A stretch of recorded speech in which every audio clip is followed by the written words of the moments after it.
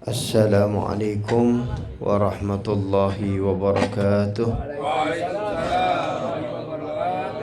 Alhamdulillah al-baqi ba'da fana'i khalqih, wassalatu wassalamu ala rasulillah Sayyidina Muhammad ibn Abdullah, salatan taghfir biha jami'al amwatana khasah wa amwatul muslimin ajmain amma ba'd. Alhamdulillah para hadirin al-musyayyi'un, walhamdulillah Allah subhanahu wa ta'ala kumpulkan kita pada saat ini, dan mohon maaf atas keterlambatan. Maka mudah-mudahan ini semua menjadi pahala untuk kita dan sekaligus untuk almarhumah Ibu Hindun binti Muhibbi yang Allah subhanahu wa ta'ala jadikan kuburnya raudhah min riyadil jannah. Dan apa yang dilakukan oleh keluarga dari perencanaan mengadakan tahlilan sampai pelaksanaannya dan sampai akhirnya nanti, ini menjadi satu pahala yang dalam riwayat dikatakan dibungkus oleh malaikat dengan cahaya, kemudian dikirimkan kepada kuburnya almarhumah dan menjadi penerang sampai hari kiamat. Dan kita berharap kepada Allah Subhanahu wa ta'ala, apa yang dilakukan oleh keluarga ini adalah satu perbuatan yang menggembirakan almarhumah. Karena orang-orang yang sudah meninggal itu dapat laporan. Dapat laporan terhadap apa yang dilakukan oleh anak dan keluarganya. Maka apabila itu kebaikan, itu adalah satu hal yang menggembirakan. Makanya Rasul sallallahu alaihi wasallam berpesan, Allah fi ikhwanikumul mauta fa inna a'malakum tu'radu ilaihim. Perhatikan saudara-saudara kalian yang sudah meninggal dunia, karena amal-amal kalian diperlihatkan kepada mereka. Jadi amal-amal kita, keluarganya khususnya, ini diperlihatkan kepada almarhumah. Ini kalau begini kumpul dengan perjuangan yang dilakukan oleh keluarga, ini almarhumah tahu dan dapat laporan. Makanya pelajaran juga buat kita. Kita ini akan meninggal dunia. Maka yang kita tunggu adalah doa dari orang-orang yang hidup, khususnya keluarga. Jangan sampai ketika kita sudah kembali kepada Allah, itu orang-orang lain dapat doa, orang-orang lain dapat kiriman, dapat paket. Cuman kita aja nungguin mana dia, anak mana dia, keluarga mana dia, saudara. Kok nggak ngirim-ngirimin doa? Makanya alhamdulillah, ini akidah yang diajarkan oleh ulama kita, akidah ahlus sunnah wal jamaah, mengajarkan kita jangan lupa kepada orang-orang yang sudah meninggal. Makanya Al-Quran sudah mengajarkan Rabbana ghfir lana wa li ikhwanina alladzina sabaquna bil iman. Ini doa selalu banyak kita baca. Al-Quran yang menjelaskan, ya Allah, maafkanlah dosa kami dan dosa orang-orang yang telah mendahului kami di dalam keimanan. Al-Quran mengajarkan kita, biar kita ini mendoakan orang-orang yang sudah mendahului kita. Cuman juga dikatakan albirru salaf.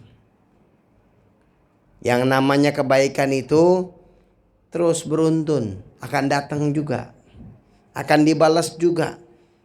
Kalau anak-anak yang berbakti kepada orang tua, kelak Allah Subhanahu wa ta'ala jadikan anak-anaknya juga berbakti kepada dia.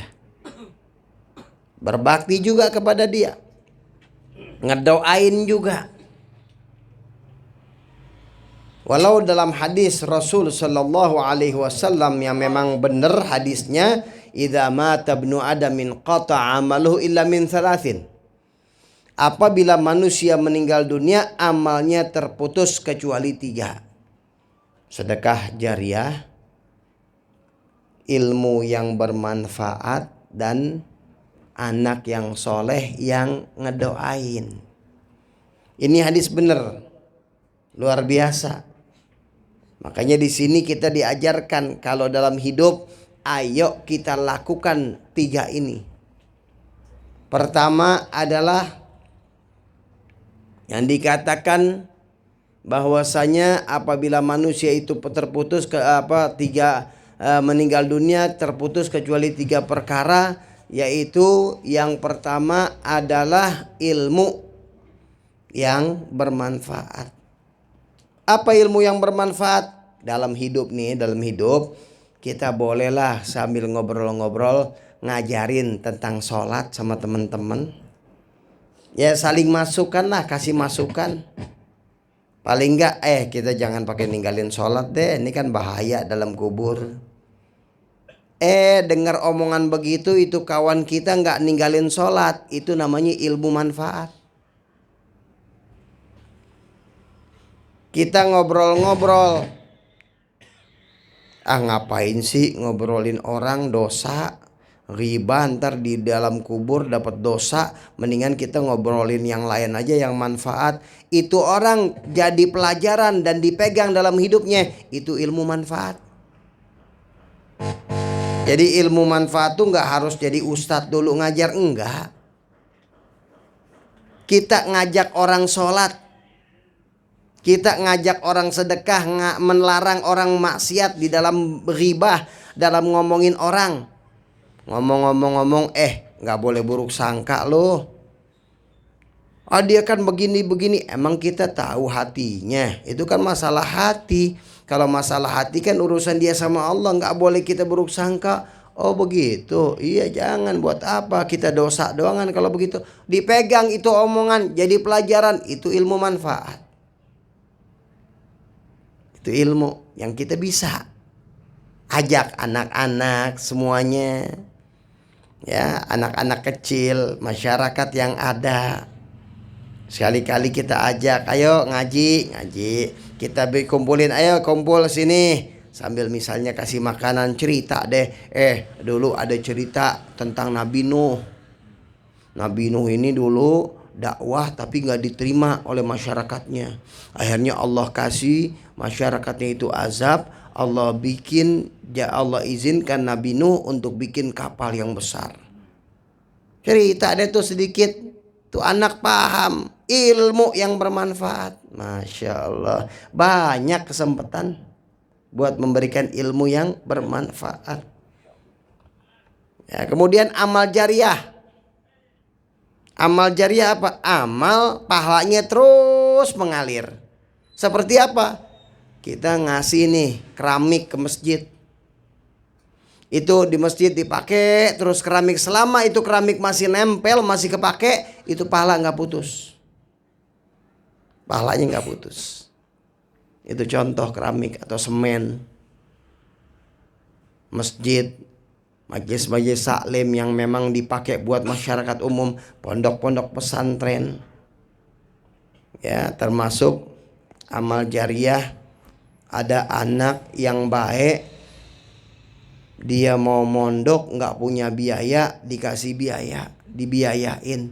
Sampai itu anak jadi, sampai itu anak ilmunya bisa berdakwah ke sana ke sini, itu dia termasuk daripada saham. Itu namanya amal jariah, pahala yang terus mengalir.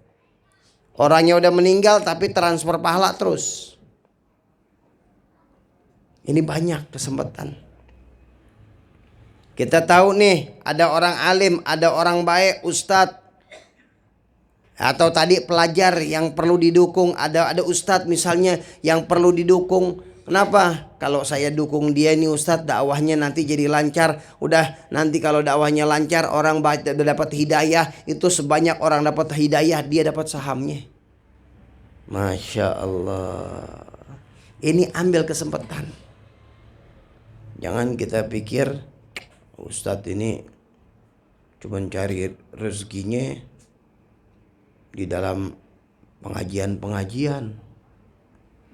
Ustadz nih cuma cari rezekinya, cuma cari makannya ya di dalam ya dakwah-dakwah Islami misalnya.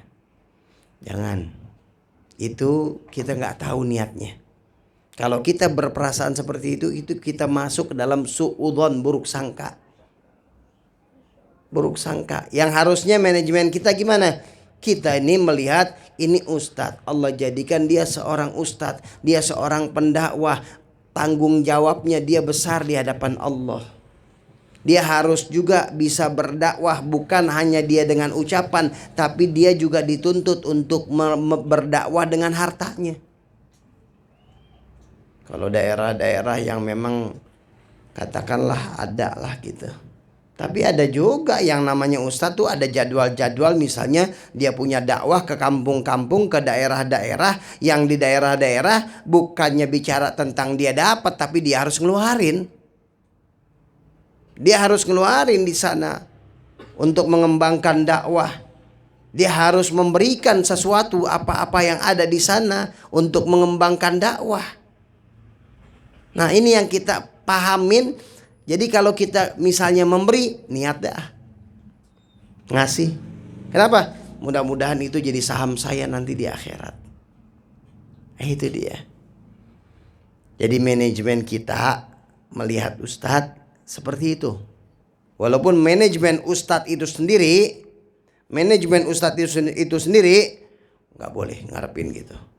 Lakukan lillah. Seandainya pun dia dapat, ingat dapat itu pun amanat dari Allah.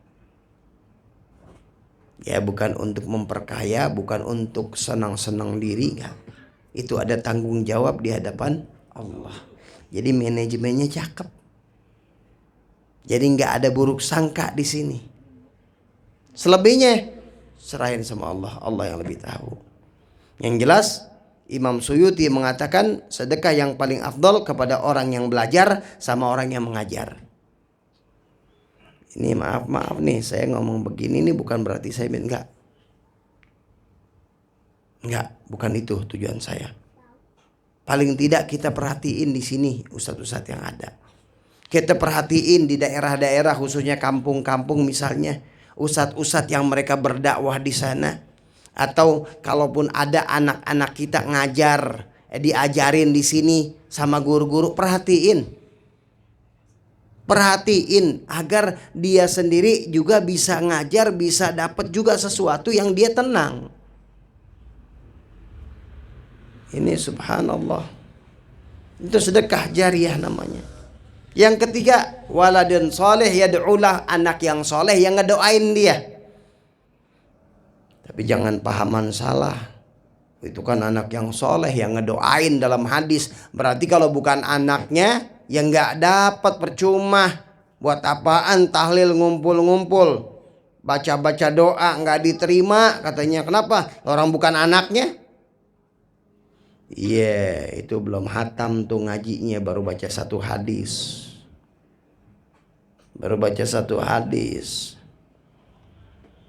Di hadis lain kan ada juga. Ya contohnya deh, kita kalau ada sholat jenazah nih, almarhumah nih waktu meninggal, kan yang nyolatin nggak kudu orang-orang yang keluarganya aja. Bahkan tetangga-tetangganya juga ikut, bahkan saudara-saudaranya juga ikut, bahkan orang-orang yang kebenaran lagi sholat, kebenaran kemudian dia ikut sholat jenazah padahal bukan saudara. Artinya bukan keluarga, bukan kerabat, saudara semuslim aja ikut sholat.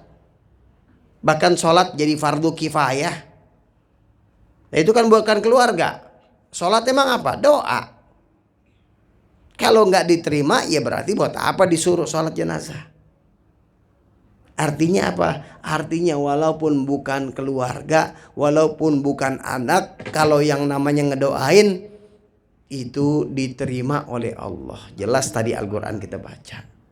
Jadi mudah-mudahan ini kita kumpul di sini ngedoain almarhum, bahkan bukan sekedar doa. Dari awal saya katakan tadi sampai akhir yang diusahakan, diupayakan oleh keluarga, ini satu paket, semua pahalanya dikirim kepada almarhumah. Ya Rabbi, jadikan kubur beliau adalah raudhah min riyadil jannah, dan jadikan beliau saat ini bergembira dengan menerima apa yang dilakukan oleh keluarga, dilakukan oleh kerabatnya, dan dilakukan oleh tetangga-tetangganya ngumpul di sini sama-sama berdoa. Jadi kita minta kepada Allah, Allah jadikan kuburnya raudhah min riyadil jannah, dan yang ada nih orang-orang tua kita banyak di sini, panjang umur insyaallah. Dan apabila datang waktunya, ya Rabb, dalam keadaan husnul khotimah, dan juga ada yang nyambung doa buat kita kalau kita udah meninggal.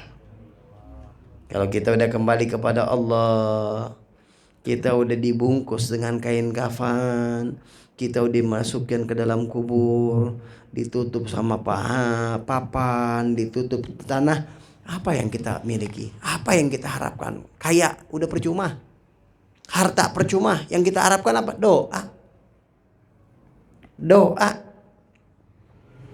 Mal mayyit fi qabri illa kal gharikil mutaghawith. Tidak ada orang di dalam kubur yang meninggal dunia kecuali dia seperti orang tenggelam yang sedang minta tolong.